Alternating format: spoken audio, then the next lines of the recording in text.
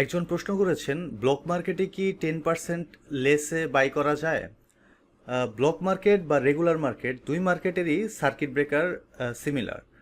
Normal মার্কেটে যেই limit অনুযায়ী প্রাইস বাড়তে পারবে, সেই একই লিমিট অনুযায়ী ব্লক মার্কেটেও শেয়ার প্রাইস বাড়তে পারবে। আবার একইভাবে নর্মাল মার্কেটে যদি 10% পর্যন্ত কমার সুযোগ থাকে, তাহলে ব্লক মার্কেটেও 10% কমে সেই শেয়ার ট্রেড করা যাবে। ধরলাম যে একটা শেয়ারের দাম হচ্ছে 100 টাকা, সেটা এখন 101-এ ট্রেড হচ্ছে। গতকালকের প্রাইস ছিল 100 ক্লোজ প্রাইস, তো এখন 101-এ ট্রেড হচ্ছে।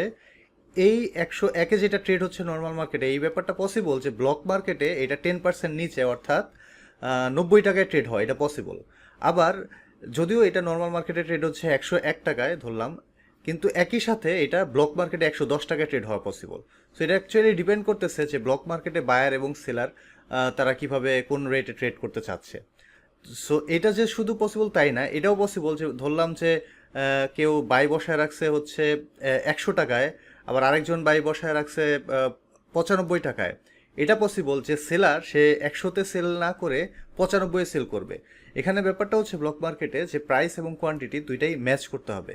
সো ওইটা কেউ উপরে বসায় রাখছে দেখে, নর্মাল মার্কেটে যেমন যে উপরে যেইটা বাই বসানো থাকবে তাকে আগে সেল করে তারপর আস্তে আস্তে নিচে আসতে হবে, ব্যাপারটা ব্লক মার্কেটের ক্ষেত্রে সেরকম না এখনো পর্যন্ত যে রুল সেখানে।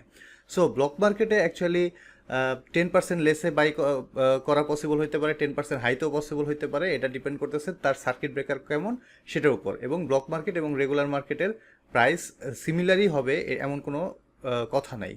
সো মেইন কনসেপ্টটা হচ্ছে যে ব্লক মার্কেট এবং নর্মাল মার্কেট দুইটারই সার্কিট ব্রেকার সেম, অর্থাৎ যেই প্রাইস নর্মাল মার্কেটে যেই প্রাইস পর্যন্ত বাড়তে পারবে, ব্লক মার্কেটেও সেই প্রাইস পর্যন্ত বাড়তে পারবে।